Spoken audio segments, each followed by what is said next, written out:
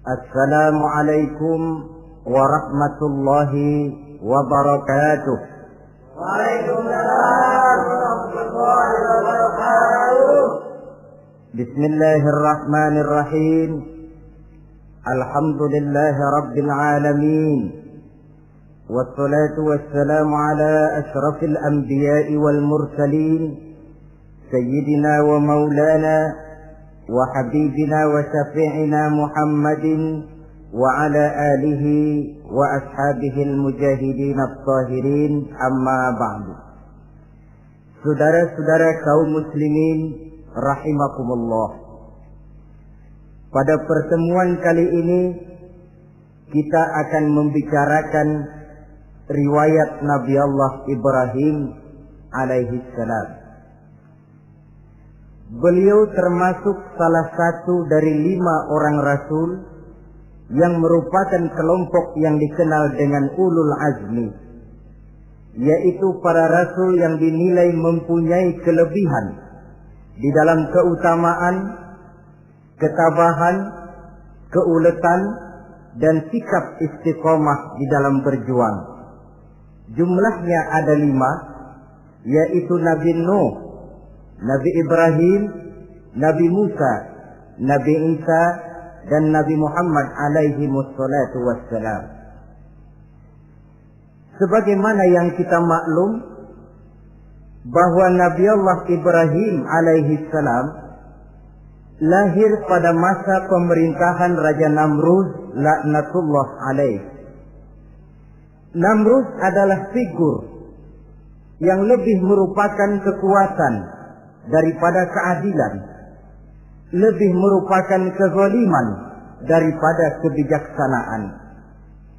Ia seorang raja yang memerintah secara sewenang-wenang, lalu dengan segala macam cara berusaha mempertahankan kekuasaannya. Itu sebabnya di hari-hari menjelang kelahiran Nabi Allah Ibrahim alaihi salam, entah oleh karena rasa takut dan khawatir akan munculnya orang-orang yang dapat menumbangkan kekuasaannya, entah karena bisikan ahli nujum atau dukun-dukun yang memang banyak mengelilingi istananya, ia memutuskan untuk membunuh seluruh bayi yang dilahirkan dalam bentuk laki-laki.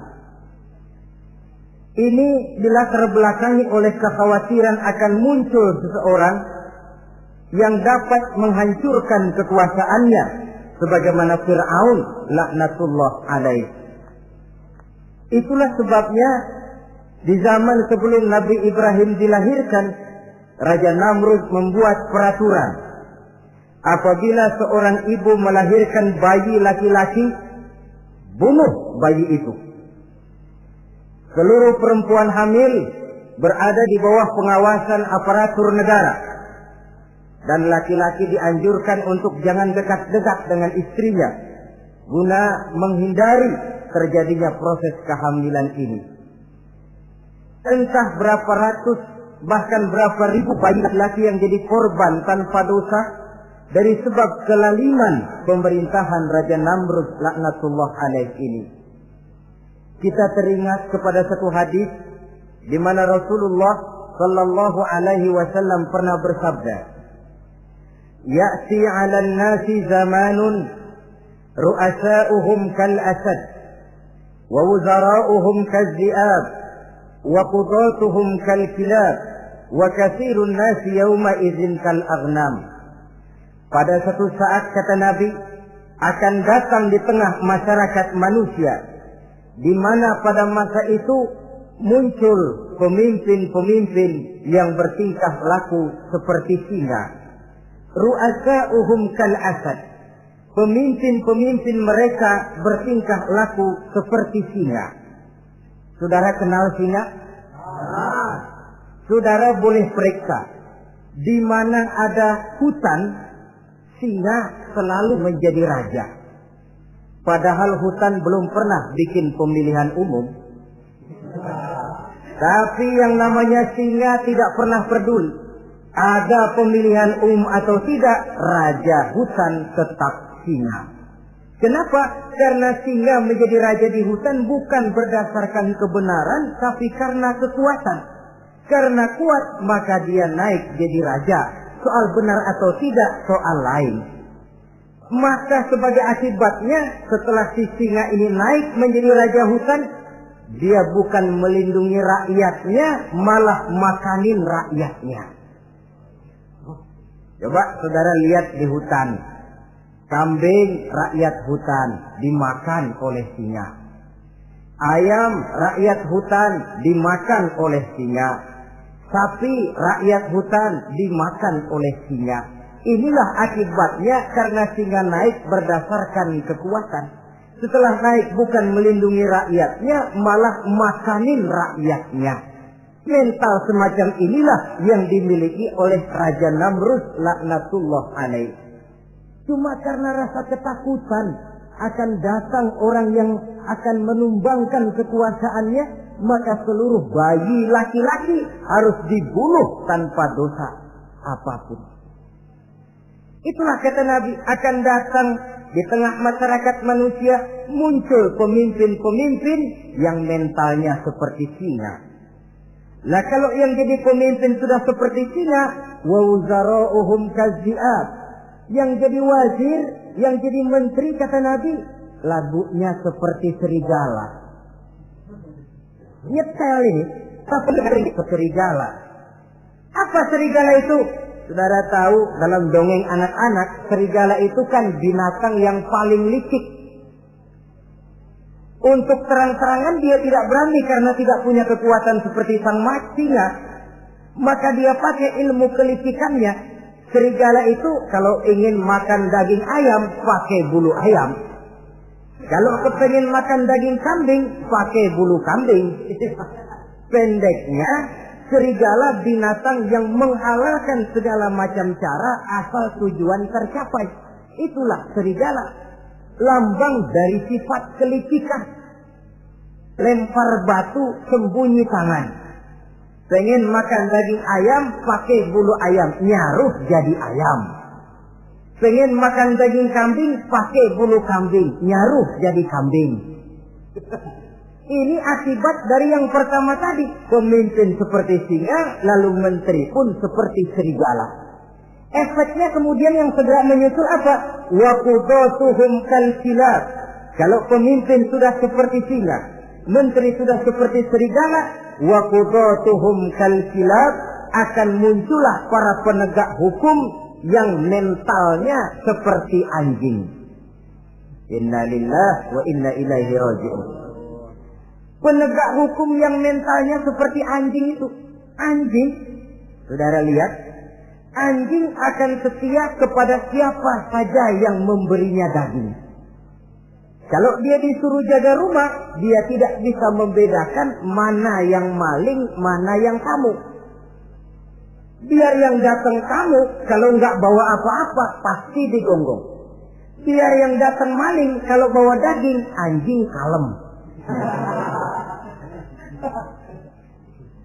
Pokoknya siapa yang berdaging, itulah majikan saya. Apa kata majikan saya, itulah yang saya laksanakan. Maka hilang kebenaran hukum, hancur norma-norma keadilan.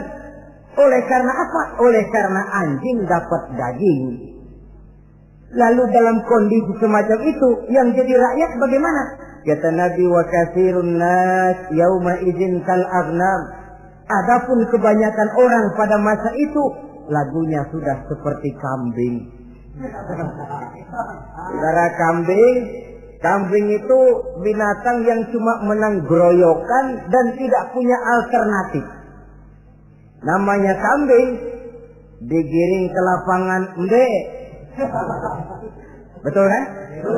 Digiring ke kuali embe. Dikasih makan rumput embe. Sampai pun mau dipotong, masih embe juga. Tidak punya pilihan lain si kambing ini, tidak punya alternatif lain. Kondisi semacam inilah yang terjadi di masa pemerintahan Raja Namrud laknatullah alaih.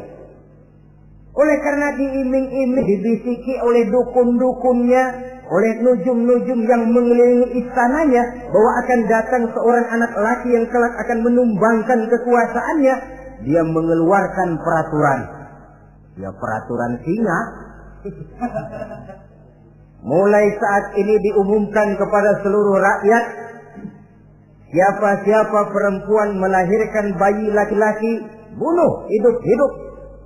Seluruh orang bunting di bawah pengawasan Hansip negara.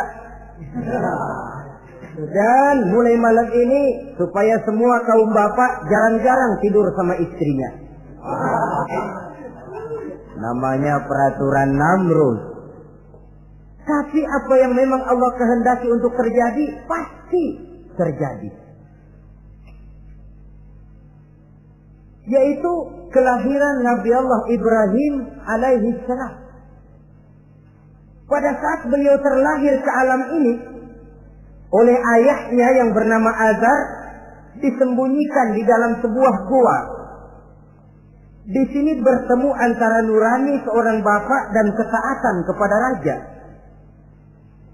Dia ingin taat kepada raja, dia mesti membunuh anaknya. Tapi sebagai bapak, dia sayang kepada anaknya, dia harus selamatkan. Dicarinya jalan tengah, maka Ibrahim disembunyikan di dalam sebuah gua dengan satu perhitungan tentunya. Lu mati, ya nggak apa-apa, lu hidup ya syukur. Sebab ini pertimbangan dia akan bikin susah dia di masa yang akan datang. Coba anak dalam kondisi apa adanya ditaruh di dalam gua, menurut perhitungan logika mati ini. Namun apa yang terjadi? Nabi Allah Ibrahim yang sejak masa bayi diletakkan dalam gua dipelihara oleh Allah. Nah, kalau Allah yang sudah memelihara, orang mana yang sanggup mendatangkan bencana dan mudarat? Untuk melangsungkan kehidupannya, Nabi Ibrahim itu mengisap ibu jarinya. Dan konon menurut riwayat dari ibu jarinya itu keluarlah madu. Sehingga walaupun tidak didampingi oleh ayah dan ibunya, tinggal di dalam gua seorang diri, pertumbuhannya sebagai seorang bayi menjadi seorang anak, tumbuh dengan pesat sebagai lazimnya anak-anak yang lain. Dalam ilmu tauhid ini yang dinamakan irhas. Tanda-tanda yang diberikan kepada seseorang yang akan dipilih menjadi rasul pada saat dia masih anak-anak. Ini yang dinamakan irhas. Adapun kalau dia sudah diangkat menjadi rasul, maka tanda-tanda itu dinamakan mukjizat. Kalau jatuh kepada wali, maka tanda itu dinamakan karomah, atau yang dalam bahasa kita disebut dengan keramat. Jadi kan kita ini dalam kehidupan anak-anak kita kadang-kadang bisa melihat bakat yang dimilikinya pada saat dia masih kecil. Tanda-tanda itu ada.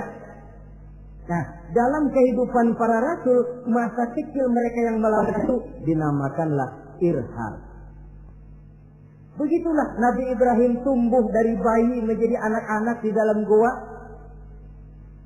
Dan ayah ibunya kadangkala menengok dia. Pada saat dia sudah mulai pandai berbicara, dia sudah mulai berpikir. Dan pola berpikir yang pertama, satu hari dia tanya bapaknya, "Papi," kalau bahasa sekarang, "ini yang bikin alam ini sebenarnya siapa? Yang bikin saya siapa? Yang menyebabkan saya ada siapa?" "Ya kami, ibu bapakmu," kata ayahnya. "Oh begitu." "Lalu yang bikin ibu bapak siapa?" "Ya nenekmu. Gara-gara dia saya ada, gara-gara saya kamu ada." "Lalu yang bikin kakek dan nenek siapa?" "Ya buyutmu." "Lalu yang bikin buyut siapa?" "Ya bapaknya buyut." "Yang bikin bapaknya buyut?" "Ya kakeknya buyut." Kalau gitu nggak pernah selesai dong. Tentu akan ada pencipta pertama. Siapa pencipta pertama itu? Bapaknya buntu. "Lu jangan usil dah." Teman-teman lu juga nggak pernah nanyain urusan kayak begini. Saya nggak puas, Pak. Begini sekarang, saya mau tanya. Ini kaum kita nyembah apa? Nyembah berhala. Nah, yang bikin berhala itu siapa? Saya, bapakmu, Hazar. Kaum kita menyembah berhala, ini bapak. Kenapa nggak nyembah bapak aja kok tanggung-tanggung? Jawaban ayahnya tidak membuat ia jadi puas. Terus merenung siapa gerangan pencipta pertama, siapa gerangan yang patut disembah dengan sebenarnya, siapa gerangan pencipta alam semesta ini. Bila malam datang, dia melihat bintang gemintang bertabur menghias cakrawala. Dia berkata, ini yang patut dianggap Tuhan, tinggi, terang benderang. Tapi manakala besok pagi bintang tenggelam, dia pun bilang, la uhibbul afilin. Saya tidak suka kepada yang tenggelam. Masa Tuhan tenggelam? Ketika malam datang, bulan pun terbit. Nah, ini barangkali yang Tuhan. Ini lebih besar dari yang semalam. Tapi bila bulan pun terbenam, lagi-lagi dia bilang Tuhan tidak mungkin terbenam. Lalu bila matahari terbit, nah ini enggak salah lagi. Ini lebih gede dari yang dua-dua kemarin. Ini pasti Tuhan. Dan manakala matahari terbenam, dia pun berkata, Tuhan tidak akan pernah terbenam. Perjalanannya mencari Tuhan ini bisa saudara baca dalam surah Al-An'am ayat 76 sampai dengan ayat 79. Sampai Allah memberikan petunjuk kepadanya, mengangkatnya menjadi seorang rasul dan menyampaikan misi dakwahnya. Saudara-saudara kaum muslimin rahimakumullah. Dakwah yang pertama dilaksanakan tentu kepada bapaknya, kemudian kepada kaumnya. Secara psikologis ini kan makan nasi. Coba, kalau kita harus nasihatin orang lain yang tidak ada hubungannya dengan keluarga, barangkali biasa saja. Tapi nasihatin bapak sendiri, ini kan makan nasi. Mau didiamkan saja, batil dan sesat. Mau diceramahin bapak sendiri. Tapi bapak tinggal bapak. Kewajiban melaksanakan dakwah jalan terus. Ini berarti bahwa tugas amar ma'ruf dan nahi munkar memang tidak mengenal posisi. Begitulah saudara-saudara, sampai kepada satu hari Nabi Ibrahim melaksanakan dialog dengan kaumnya. Saudara-saudara, hadhihi tamathil allati antum laha akifun. Surah Al-Anbiya ayat 51. Saudara-saudara, berhala-berhala ini yang bapak saya yang buat, inikah yang selama ini tuan-tuan sembah? Kaumnya menjawab, qalu wajadna aba'ana laha abidin. Iya, sebab nenek moyang kami, nenek moyang kita juga dulu nyembah itu. Bagaimana nenek moyang kita, begitulah kita. Jawab Nabi Ibrahim, laqad kuntum wa aba'ukum fi dhalalin mubin. Sebenarnya kamu dan nenek moyangmu sama, borongan satu gerbong sesat. Kok kamu ngikutin nenek moyang kamu? Mereka enggak berpikir, kamu enggak ikut berpikir. Mereka sesat, kamu ikut sesat. Kamu sudah hidup di satu zaman yang maju sekarang ini. Kenapa mau kembali ke zaman nenek moyang dulu? Menyembah berhala yang nyata-nyata tidak sanggup mendengar, tidak sanggup melihat, tidak sanggup memberikan manfaat mudarat. Pokoknya kalau kamu tidak tinggalkan berhala-berhala ini, satu saat pasti akan saya sikat dan saya hancurkan. Jadi saudara-saudara, prinsip dakwah itu memang tentu harus bil hikmah wal mau'izatil hasanah, dengan bijaksana dan dengan nasihat-nasihat yang baik. Tapi kalau sudah mencegah suatu kemunkaran, kata Nabi, man ra'a minkum munkaran falyughayyirhu biyadihi. Siapa di antara kamu yang melihat suatu kemunkaran, hendaklah dia berusaha merubah dengan kekuatan tangannya. Kalau dengan tangannya dia tidak sanggup, fabilisani, hendaklah dengan lidahnya. Kalau itu pun dia tidak mampu, fabiqalbi, hendaklah dalam hatinya. Dan mencegah suatu kemungkaran dengan hati, itulah nilai iman yang terendah adanya. Nabi Ibrahim melihat bahwa watak menyembah berhala ini sudah berurat dan berakar. Kenapa? Mereka malah mengembalikan itu kepada kebiasaan dan tradisi nenek moyang. Sama juga di zaman kita sekarang ini. Sudah kita menegakkan tauhid, membina sebersih-bersih iman, menegakkan semulus-mulus tauhid. Ada juga kelompok orang yang mau mengembalikan kita ke zaman nenek moyang, ke zaman animis, menghidupi tradisi nenek moyang dalam hal ibadah, dalam hal ubudiyah. Tentu merupakan langkah kemunduran adanya. Dan ini bukan barang baru. Umat Nabi Ibrahim sudah memberikan contoh. Kenapa kami menyembah berhala? Sebab nenek moyang kami menyembah berhala. Nabi Ibrahim jawab gampang aja. Iya lo borongan, sekerbong, lempeng semua sesat. Kaum muslimin rahimakumullah. Dan bukan cuma kata, dibuktikan oleh Nabi Allah Ibrahim. Begitu Raja Namrud menurut satu riwayat bersama para tentaranya pergi berburu, Nabi Ibrahim ngintip-ngintip. Begitu Namrud keluar, beliau masuk.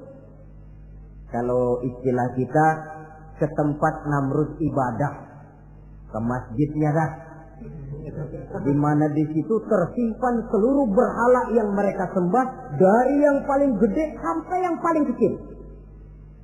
Nabi Ibrahim masuk bawa kampak. Seluruh berhala-berhala yang ada di tempat itu habis dikampakin, hancur berantakan. Kecuali berhala yang paling gede, itu ditinggalin, nggak diapa-apain, dan tampaknya ditaruh di tangan berhala yang paling gede. Memang kebetulan tangannya lagi teracung begini, digantungkan tampak di situ. Nabi Ibrahim keluar. Adapun Namrud, ketika dia pulang dari perburuannya, mau melaksanakan ibadah, bukan main terkejutnya melihat Tuhannya berantakan.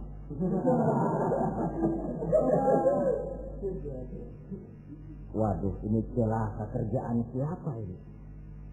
Dikumpulkan para intel negara, staf-staf khusus. Ini ada super sheet masuk kemarin, mengganggu stabilitas peribadatan kita. Ini mesti dicari siapa biang keroknya ini. Cari sampai ketemu siapa yang menghancurkan Tuhan-Tuhan kita ini. Intel pun disebar. Ada yang ke kota, ada yang ke desa, ada yang pokoknya ke seluruh penjuru. Sampai ada yang desas-desuskan. Tuan Raja, gimana? Saya dengar selentingan berita. Berita apa? Pada waktu Tuan Raja pergi berburu, seorang anak muda bernama Ibrahim masuk ke tempat ibadah kita. Barangkali dia yang menghancurkan patung-patung kita. Kalau begitu cari, tangkap Ibrahim, tangkap. Panggil kepala intel. Dipanggil. Kamu cari orang namanya Ibrahim, tangkap. Kok ditangkap? Tangkap. Sebab menurut berita dia yang menghancurkan berhala-berhala kita. Ya tapi kan belum ada buktinya, Pak. Soal bukti gampang, belakangan, yang penting tangkap aja dulu.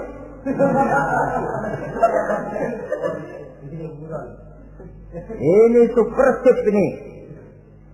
Saudara-saudara,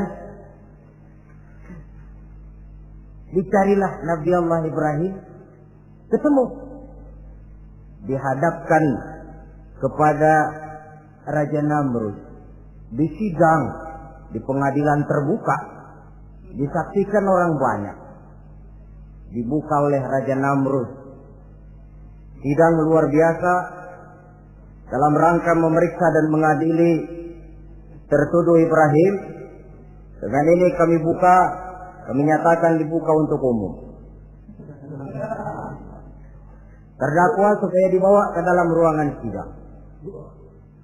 Dihadapkan Nabi Ibrahim. Nama Ibrahim. Orang tua. Tuduhan menghancurkan berhala. Hadza bi alihatina ya Ibrahim. Hai Ibrahim, benarkah kamu yang menghancurkan Tuhan-Tuhan kami?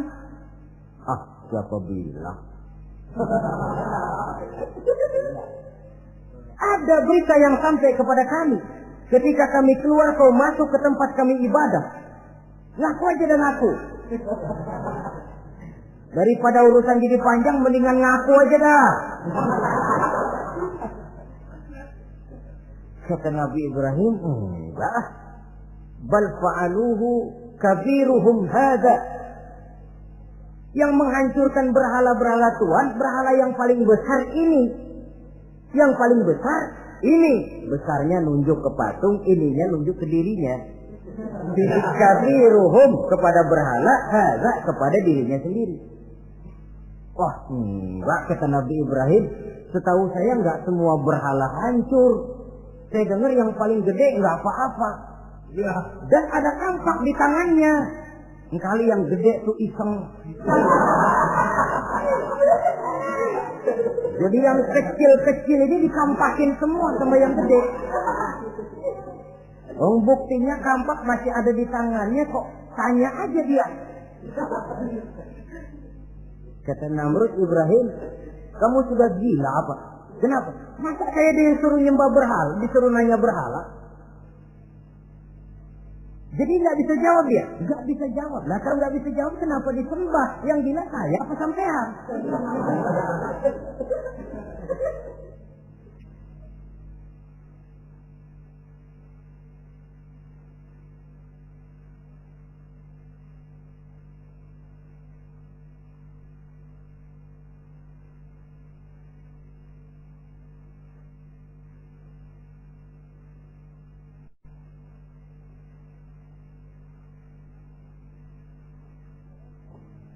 Merasa tidak sanggup menghadapi argumentasi yang diajukan oleh Nabi Allah Ibrahim, Namrud salap. Dalam kesalapannya itulah ia menjatuhkan vonis bahwa Nabi Allah Ibrahim dihukum bakar hidup-hidup. Pada hari yang ditentukan, dikumpulkanlah kayu bakar sebanyak-banyaknya, sehingga merupakan timbunan besar yang menyerupai sebuah bukit kecil. Apabila segalanya telah siap, kayu bakar itu pun disulut orang, dan api mulai menjilat ke sana kemari, makin lama makin besar, makin lama makin besar, sehingga tentara Namrud bingung. Ini Ibrahim bagaimana ngebakarnya? Kalau kita anterin ke api, kitanya ikut angus, dilemparin nggak mungkin sampai.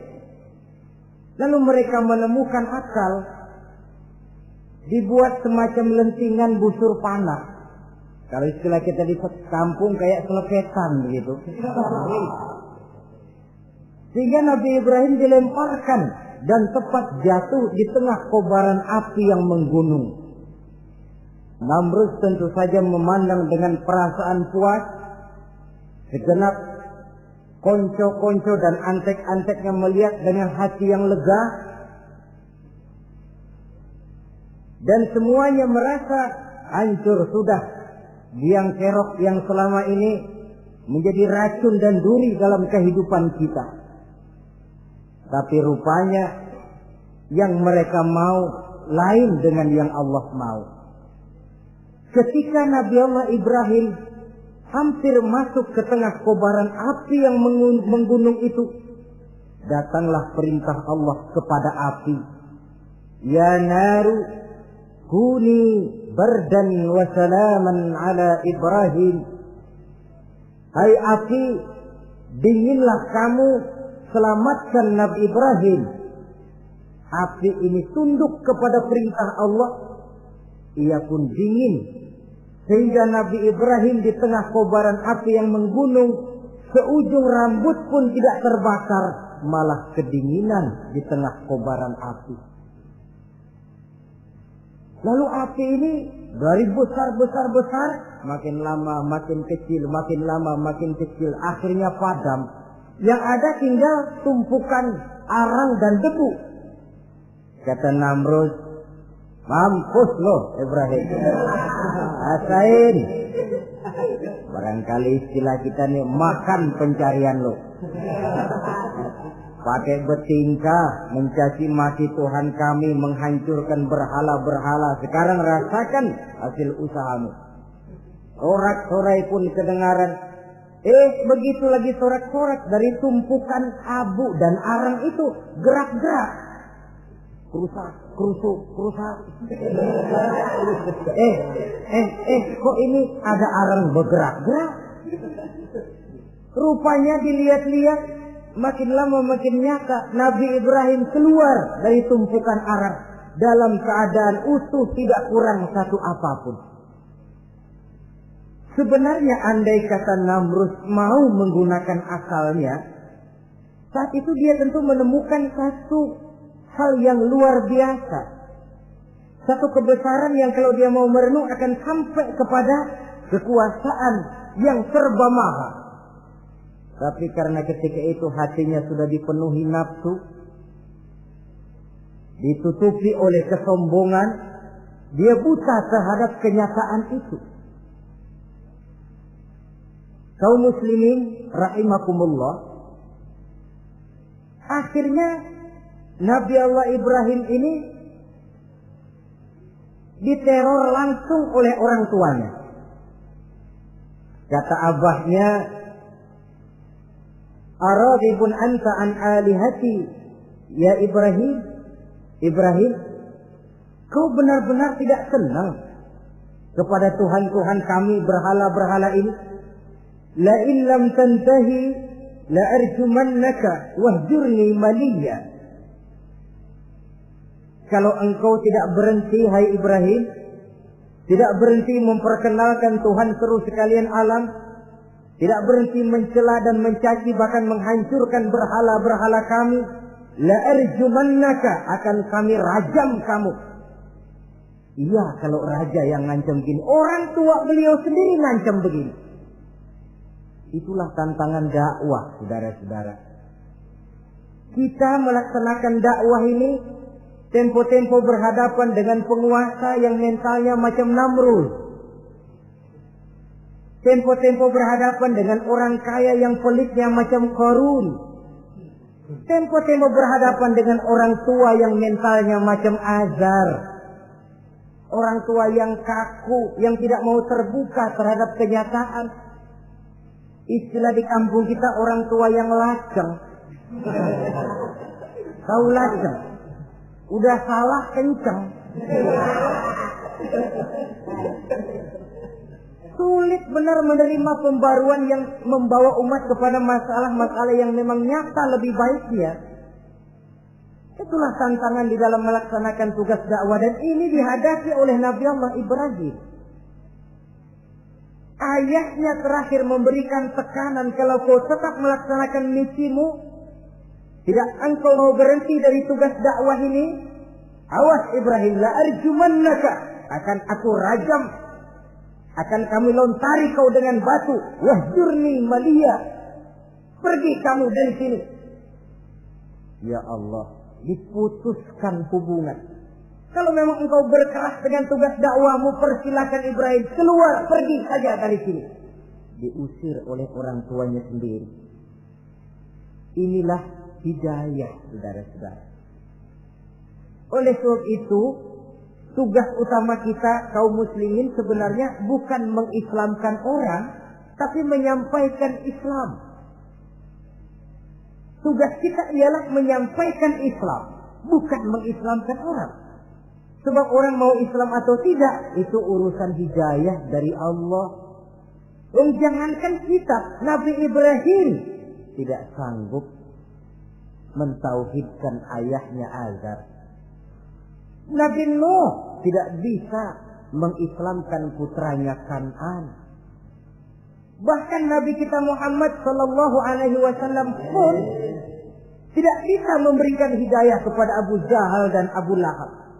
paman Nabi, orang tua Nabi, anak Nabi, istri Nabi sekalipun, hidayah tidak diberikan kepada mereka, mereka tidak terpanggil mengikuti kebenaran.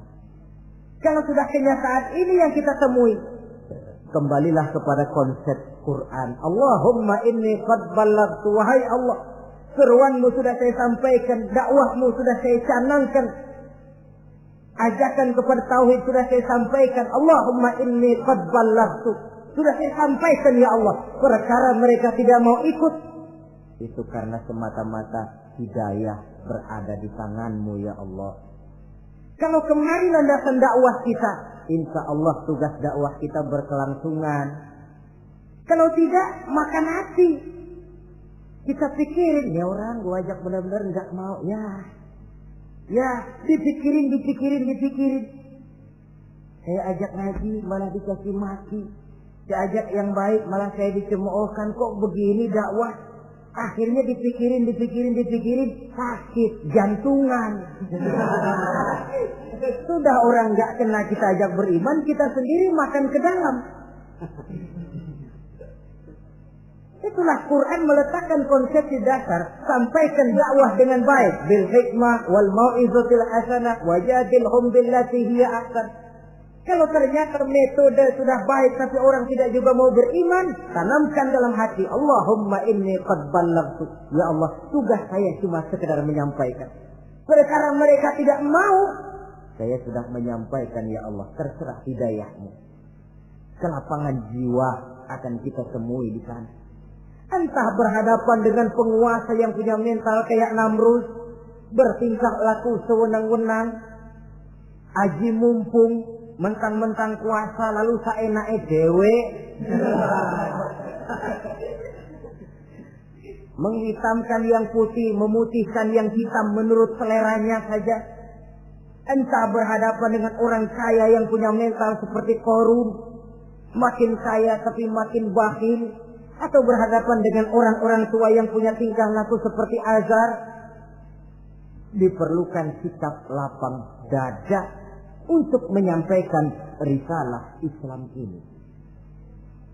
Terhadap reaksi keras dari abahnya ini apa? Kata Nabi Ibrahim, surah Maryam ayat 47 menjelaskan, Salamun alaika sa'astaghfiru laka rabbi innahu kana bi hafiyya wa a'tazilukum wa ma ta'buduna min dunillah. Kalau memang begitu Abah, Salamun alaika. Oke Abah, selamat jalan. Marilah kita tempuh jalan kita masing-masing. Saya memang anak Bapak, tapi tauhid adalah prinsip. Allah Tuhan saya. Ini prinsip. Kalau Bapak tidak mau mengikuti seruan saya, padahal saya sayang kepada Bapak, saya cinta kepada Bapak, saya tidak ingin Bapak bersekutu dengan setan. Saya tidak ingin Bapak menemani setan di dalam neraka. Saya ingin menyelamatkan Bapak. Tapi ini rupanya vonis Bapak. Hendak merajam saya, mengusir saya dari sini. Oke, Bapak. Salamun alaika. Selamat jalan. Sa'astaghfirullah. Saya akan memohon ampun kepada Allah untuk Bapak. Memohon ampun. Jadi walaupun dalam Islam kita berbeda akidah dengan orang tua, tetapi kewajiban untuk berbakti tidak menjadi putus karenanya. Dalam surah Luqman dijelaskan, apabila kedua orang tuamu memaksamu untuk menyekutukan Allah, jangan taati. Tetapi sungguh pun demikian, wa sahibhuma fid dunya ma'rufa. Tetaplah engkau pergauli keduanya di dunia ini secara baik. Toleransi yang besar ditunjukkan oleh Islam. Dan lebih besar lagi dilaksanakan oleh Nabi Allah Ibrahim. Sungguh pun Bapak sudah mengusir saya, menolak mentah-mentah ajaran tauhid, tetap juga menyembah berhala, tetap juga bersekutu dengan setan. Saya akan memohonkan ampun kepada Allah untuk Bapak. Wa atazilukum. Saya akan menjauhkan diri dari apa yang Bapak sembah, dari apa yang kaum kita sembah selain daripada Allah. Bapak menyembah berhala, kaum kita ini menyembah berhala, wa a'tazilukum. Saya akan menyingkir dari semua itu. Selamat jalan awak. Istilah kita goodbye my dear. Ini jalan yang membedakan saya dengan Abah. Jalan tauhid dan jalan syirik. Di sini kita harus berpisah. Walaupun dengan berat hati kita berpisah. Jadi keluarga dan akidah punya garis yang jelas. Umumnya, ya walaupun baik tapi memang harus ditingkatkan. Umumnya kita ini kan mayoritas merasa sebagai muslim karena keturunan. Kenapa kamu Islam? Bapak saya Islam, nenek saya Islam, saya Islam.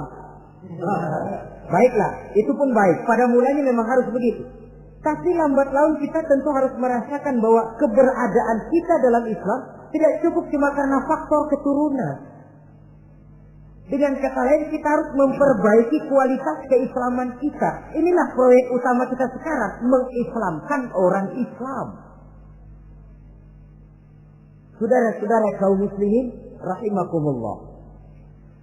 Maka Nabi Ibrahim pun meninggalkan orang tuanya, meninggalkan kaumnya, uzlah, hijrah ke tempat Baitul Maqdis, daerah di Palestina sekarang ini. Sejarah kehidupan Rasul umumnya memiliki kemiripan. Rata-rata ditentang oleh kaumnya sendiri dan sebagian besar lalu hijrah. Itu barangkali memang resiko dari satu perjuangan. Nah, begitu tantangan yang dihadapinya dalam melaksanakan dakwah. Lalu cobaan-cobaan yang diberikan Allah kepada Nabi Ibrahim pun luar biasa. Pantas kalau beliau itu masuk ulul azmi dan mendapat titel Khalilullah. Nabi Ibrahim titelnya Khalilullah. Orang yang mencintai dan dicintai Allah. Khalilullah. Ini terbukti dari cobaan-cobaan yang dihadapinya. Pertama, dari perkawinannya dengan Siti Hajar, dengan Siti Sarah maksud saya, beliau tidak dikaruniai seorang anak pun. Umur sudah lanjut. Padahal anak kita tahu pelanjut sejarah, penyambung cerita, si buah hati belahan jantung. Sampai pada satu hari Hajar musyawarah. Kalau bahasa kita, Bang, bagaimana Hajar? Lama juga kita sudah berumah tangga kan Bang? Lalu, dan kita sejauh ini belum dikaruniai seorang anak pun. Ya sabarlah. Pada waktunya tentu akan ada juga. Tapi kapan lagi Bang? Usia kita sudah cukup lanjut. Maksud kamu bagaimana Hajar? Begini sajalah Bang. Bagaimana kalau abang kawin saja lagi? Ya Allah, punya istri macam begini. Menyuruh lakinya kawin lagi. Tapi dasar Nabi Allah Ibrahim. Enggak mau saya kan cinta sama Hajar. Iya, soal cinta saya tahu. Dan saya tidak meragukan cinta abang kepada saya. Cuma masalahnya saya nggak bisa memberikan keturunan Bang. Bukan nggak bisa, belum. Sudahlah kawin saja lagi Bang. Nggak mau nggak mau. Istrinya nyuruh kawin, lakinya ogah-ogahan. Sekarang kan enggak, istrinya larang kawin, suaminya malah nyelintil.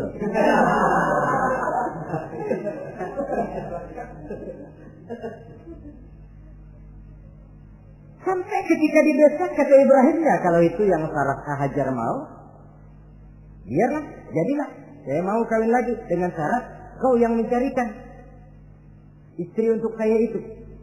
Oleh Siti Hajar dipilihkan Siti Sarah. Kawinlah Nabi Ibrahim dengan Sarah.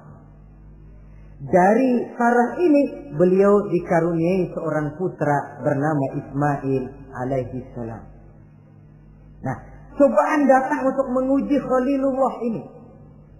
Hai Ibrahim, kau cinta kepadaku, kata Allah seolah-olah. Setelah kau punya anak, masuk rasa cinta anak ke dalam hatimu. Allah mau buktikan mana cintamu yang lebih besar, kepada anakmu atau kepada aku, kata Allah. Maka turun perintah untuk menyembelih anaknya sendiri. Satu riwayat menceritakan bahwa latar belakang perintah menyembelih anak ini sebenarnya gara-gara Nabi Ibrahim juga ketelepasan ngomong. Beliau pernah menyembelih 300 ekor unta dan 1000 ekor kambing. Dagingnya dibagikan kepada fakir miskin, dilaksanakan penyembelihan itu untuk mendekatkan diri kepada Allah. Dekat. Tidak cuma manusia, malaikat kagum, dipuji Nabi Ibrahim. Bukan main Ibrahim, kaya berani. Ya, kalau miskin berani, nekat kali. Ini kaya berani. Menyembelih 300 unta, 1000 kambing, dagingnya disedekahkan kepada fakir miskin. Luar biasa Ibrahim. Ketika dipuji orang banyak itulah beliau timbul sifat manusianya. Apa kata beliau? Saya mah jangankan kambing sama unta, anak juga kalau saya punya disuruh potong, saya potong untuk mendekatkan diri kepada Allah. Kenapa ketelepasan ngomong begitu? Sebab waktu itu belum punya anak, ngomongnya enak. Sama juga kita, gue mah kalau punya motor siapa juga ketemu di jalanan gue boncengin. Lagi belum punya. Kalau udah punya lain gayanya. Itu biasa, itu omongan orang belum kaya emang begitu.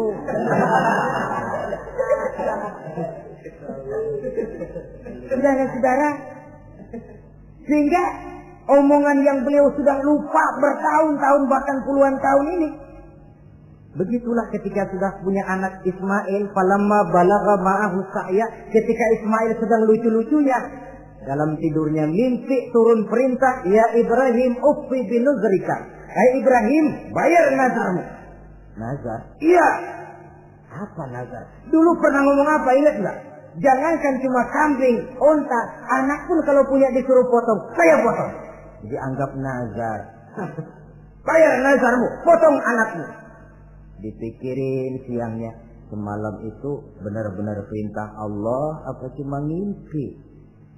Kalau ngimpi kok jelas amat. Kalau perintah Allah kok kelewatan amat. Pakai anak disuruh potong, emang gak ada yang lain apa? 3 malam berturut-turut mimpi sampai beliau yakin ini memang benar perintah Allah. Dan dilaksanakan dengan berat hati. Pagi-paginya bilang kepada Siti Sarah, Sarah, Ismail mandikan, berikan pakaian yang baik, saya mau bawa pergi dia. Kemana bang? Pokoknya mau saya bawa. Berangkatlah anak beranak ini menuju salah satu bukit di daerah Mina. Ketika duanya sudah mau berangkat, iblis sibuk bukan main. Ini cobaan loh. Orang kalau mau ibadah, iblis paling gatal. Segala macam cara mereka lakukan agar orang jangan ibadah. Ini Ibrahim mau membuktikan cintanya kepada Allah. Ya Allah, lihatlah. Walaupun saya sudah punya anak, cinta saya kepadamu lebih besar ya Allah. Walaupun perintah ini menyembelih leher anak sendiri, saya potong karena melaksanakan perintahmu. Iblis ribut. Mula-mula dia bisikin Nabi Ibrahim. Hei Ibrahim, kau lihat anakmu di belakang itu. Kecil, lucu-lucunya. Masa anak begitu mau dipotong? Tega kamu Ibrahim. Ini perintah Allah. Gak ada urusan sama ente. Iya. Kata iblis, waduh mantap juga nih. Kalau suaminya gagal, istrinya kali. Biasanya perempuan perasaannya lebih tinggi daripada pikirannya. Ini Siti Sarah barangkali, kalau Siti Hajar barangkali kalau saya perdayai bisa terpedaya. Hajar, ya. Kamu tahu anakmu Ismail mau dibawa kemana? Saya tidak tahu. Mau dipotong oleh suamimu Ibrahim. Mau dipotong. Dipotong. Kok bisa begitu? Iya, katanya ini perintah Allah. Iblis, Kalau memang ini perintah Allah, jangankan cuma anak saya Ismail, saya juga ibunya mau ikut dipotong. Wah, kata iblis nih, gilaan lagi dari laki. Saya kira karena perempuan bisa barangkali dilemahkan semangatnya, nyata ya tidak. Ismail nih masih kecil kali ini, gampang dikelecehin. Ismail, kau mau dipotong oleh ayahmu? Dipotong. Kok bisa begitu? Katanya perintah Allah. Kalau memang ini perintah Allah, saya siap. Iblis mau ngomong lagi, Nabi Ibrahim Ismail ngambil batu, disambitin iblis. Izhab ya la'in, pergi, laknat, terkutuk kamu. Nyambitinnya itu sampai sekarang jadi ikutan dalam salah satu pelaksanaan ibadah haji yang disebut jumrah, melontar. Itu simbol permusuhan abadi antara manusia dengan iblis. Jadi kalau ada orang mau berbuat baik, iblis itu datang dari 3 penjuru. Dari bapak, dari anak, dari istri. Kadang-kadang bapaknya nggak kena, istrinya dibujukin. Laki lu no sok loyar menyumbang masjid. Jangan kasih duit, simpan aja baik-baik. Istri nggak kena, anak. Segala macam cara iblis berusaha. Baru sampai di bukit yang dituju, Nabi Ibrahim buka kartu. Ismail, Abah diperintah Allah menyembelih lehermu. Bagaimana? Kerjakan apa jangan? Kalau memang itu perintah Allah, kerjakan apa? Insya Allah Abah akan menemukan saya termasuk orang sabar. Ini jawaban anak soleh. Coba kalau jawaban anak pintar nggak soleh, bukan begitu. Ismail, saya disuruh motong lehermu, bagaimana? Kenapa saya Pak? Bapak aja yang tuaan potong.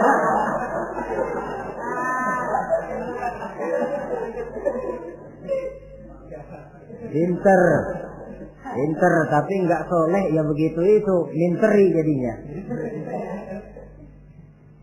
Saudara-saudara, sampai Nabi Ismail diganti oleh Allah dengan seekor kambing kibas. Cobaan terhadap kecintaannya kepada Allah. Kau cinta aku, itu benar.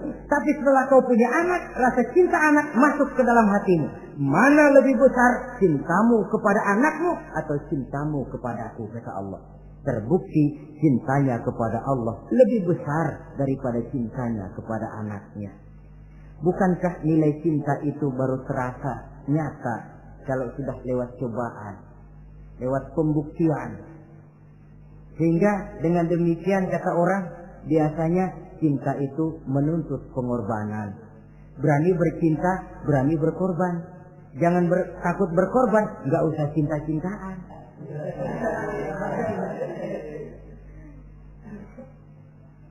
Saudara-saudara, sebab kalau orang sudah berbuat untuk sesuatu yang dicintainya, sangat boleh jadi si lemah akan jadi kuat, yang jauh jadi terasa dekat, yang takut jadi berani. Kalau orang sudah melakukan sesuatu untuk yang dicintainya.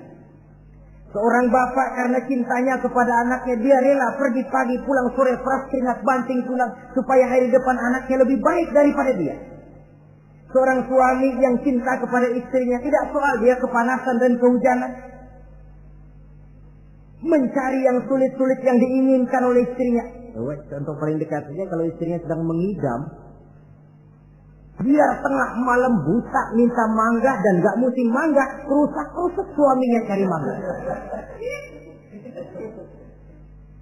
Cinta memang membuat yang jauh jadi terasa dekat. Lalu cobaan lain ketika turun perintah melaksanakan khitan.